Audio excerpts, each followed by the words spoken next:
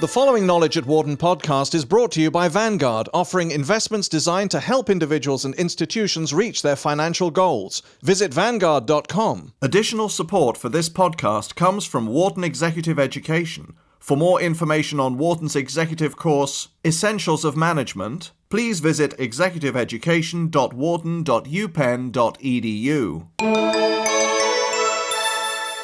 From the Wharton Economic Summit in Philadelphia, I'd like to welcome Mr. Jon M. Huntsman, founder and chairman of the Huntsman Corporation, one of the largest petrochemical and plastic companies in the world. Thank you for joining us, Mr. Huntsman. Thank you.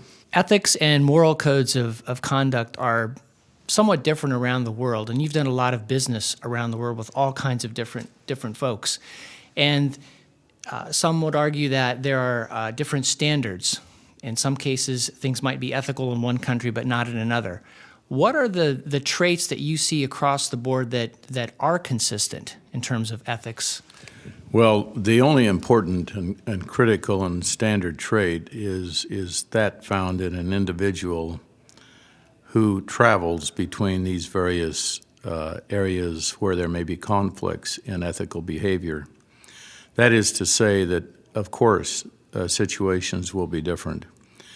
In some countries in Asia and in some countries in Eastern Europe and some countries in South America and even in North America. But individuals who are responsible for their business must maintain the same standards of ethics and same criteria for honesty and integrity, irrespective of what the country may believe in or their government may be based upon. And that's very difficult because that means in certain cases you have to choose whether you want to invest in that country or not. And I've had to pull the plug on a country, which I loved. We had 2 major manufacturing sites there, but I refused to get involved in bribery. And people in that country all believed that if you were to be successful, you had to give a certain amount of your income to the leaders of that country. I refused to do it. I sold our plants and moved out of there. Since that event happened, the new government has come in and have said, please, Mr. Huntsman, bring your plants back to this country. We know why you left, and that will never happen to you again. The word also spread to other countries that have some sense of corruption within their government.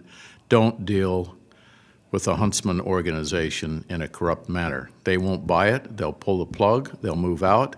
They'll take any investments with them. You'll lose jobs. And the word traveled ahead of us. So we've never had another problem with that. One of the most important jobs of a leader is to bring about change and transformation. And I wonder if you could speak a little bit about how do leaders bring that about? And also, how do they involve their employees and motivate their employees to buy into the process of change? Let me talk first about change.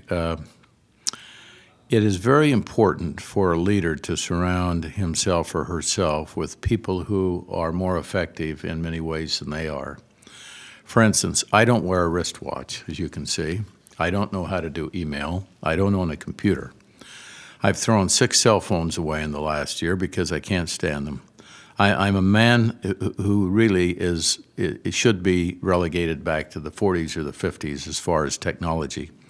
But we run a very high technology-oriented company because I've surrounded myself with people who are so much better equipped than I am to deal with the technological advances, the research and development in those areas.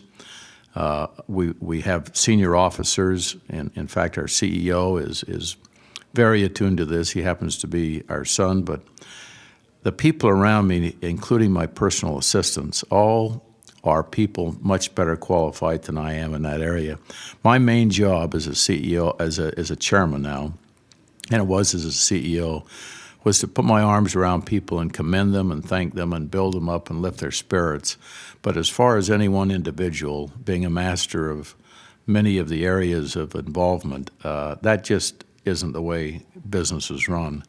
Business is run first and foremost by lifting the spirit of the corporation, lifting the morale of the company, spending a lot of your time out in the plants and out in the sites and out on the assembly lines, getting to know families, individual employees, we call them associates, and their families, so that they know that I'm always supporting them.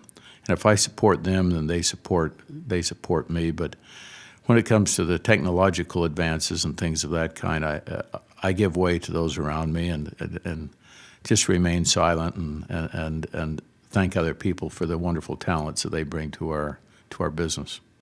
This is sort of related to what you were just talking about. In today's internet world where everything is 24/7 coverage, there's talk radio, there's talk TV. As a leader, you have to make decisions that are often in the public domain and they're being scrutinized. How difficult is that? Do you view that as an opportunity or a challenge in terms of making leadership decisions because everything is so public? Well, you're going to be criticized. One is going to be criticized irrespective of the decisions they make. But life is a series of decisions. To make no decision is a decision, and so we were a private business for 35 years. Now we're a public business. Our sales last year were about $13 billion annually. And all you can do in making decisions is gather as much information as possible, surround yourself with the best possible people, gather all the facts that you can gather, and then make a decision and move, and not look back. And I found that you have a pretty high batting average if you use good judgment, you do what you think is right, you're not swayed by other people's personal agendas, and you do what's in the interest not of yourself but of the corporation and the maximum number of people within the corporation. And I've loved to make decisions. Some people kind of falter away from it, but I think that decision making is a very unique art, and it's one that, for me at least, in my life, has brought many blessings into our family and into my own personal lives. And I'll think outside the box a lot of the times. Many decisions that we make, people think, well, that isn't a standard type of procedure. Why are you doing that? And I said, well, because I think it will help more people. I think it will broaden our base. I think more people might be educated if we go this route rather than this route. And so, I don't fear decisions at all. I think the key thing is to gather the facts, surround yourself with good people, and make a decision and never look back over your shoulder. What's the biggest leadership challenge you have faced, and how did you overcome it? The most significant leadership challenge for me has been to surround myself with competent and dedicated people and not believe that I know all of the answers, and listen to them very carefully and respect their education and their experience and their background. And we're in a business that operates in 55 countries throughout the world. We make 12,000 different products. I couldn't make one of those products myself. I've never taken a chemistry course in my life, but we're one of the largest chemical companies in the world. Thank goodness for people who can give you advice and suggestions. And so I think the most important decision in business, assuming that the financial basis is solid, because obviously without a solid financial basis, any organization is going to begin to crumble. It really boils down to the people around you and listening to them and giving them credit and putting your arm around them and thanking them and recognizing that they're as critical a part of the team as you are, and recognizing them for their talents and abilities. Most people think of leaders as being at the very top of the organizational chart. They're charismatic, they're on the front cover of the business publications, but there's that layer beneath of leaders. How do you at your company train and groom those leaders at that sort of mid-level range, and how important do you think that is in terms of building a strong company? Well, the mid-level people will be tomorrow's senior level people. And it's always been very important for them to be part of a decision-making process, to be called in, to be recognized, and to be listened to. And it's very, very important to people on their way up through an organization that they feel that they're making a contribution, that their superiors, that their senior officers are listening, that they understand what they're saying, that they have a role, a participation in a decision-making process. And then if the decision-making, Abraham Lincoln made a great statement once when he said the decision-making level should be at the lowest possible level in the organization, something to that effect. I may have my words a little bit wrong, and so I've always believed that unless something involved a global decision, I shouldn't make that decision. It should be made at 1 or 2 or 3 levels below me. It should be made at that level that affects that number of people and that particular product at that particular stage. And then it's my job to support that decision, to drop a little handwritten note, since I don't do computers and I don't do email. I do literally hundreds a week of little handwritten notes to people. And I think I'm the last species on earth that does that because, people love to see that you've taken the time to drop them a note, and particularly if they're in mid-management, because they know that their decision has reached somebody at the top and that they're recognized for it and that they're that they're important to that organization. They're a part of it. And I think that's why our morale has always been very, very high, is that, I love our people. I love them all the way up and down the organization. And it doesn't matter at what level they serve. It's a matter that, if you love people and you trust people and you go with what they recommend, they're going to be very careful in what they recommend because they aren't going to want to hurt you. They're not going to want to disappoint you. People like a leader who tosses the ball back to them and gives them praise and recognition and a little extra pay raise in the process as well. That always helps along the line.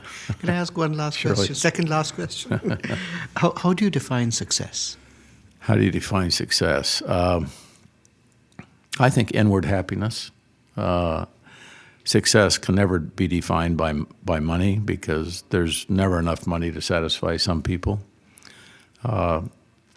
Success cannot be, I don't believe, defined by a position or a political appointment. I think it has to be what's in someone's heart and the feeling that you have about yourself. And my father was a rural school teacher, and he considered himself to be a great success in life because he taught students in junior high and high school, and he would see the finished product, and many of them would go to college. And I think when he passed away in life, he thought he had been a great success because he had helped students in a rural high school move on to get a higher education and achieve something in life. So I think if we can only just have the type of human heart and human outlook that we say to ourselves, what I'm doing it makes me happy, I'm good at what I'm doing, I'm prepared, I'm educated in what I am achieving, and I'm a success because of that. And that's why we have to recognize the other person, we have to respect them, and we have to understand that not everybody is going to be a chairman or president. Not everybody wants to do that. Very few people in today's world want to do that. But it's fun to see people. You can see it in their face, you can see it in their eyes, you can understand people who feel good about themselves, and to me, they're the great success stories of life. Thank you very much for speaking with us. For more information, please visit our website at knowledge.wharton.upenn.edu.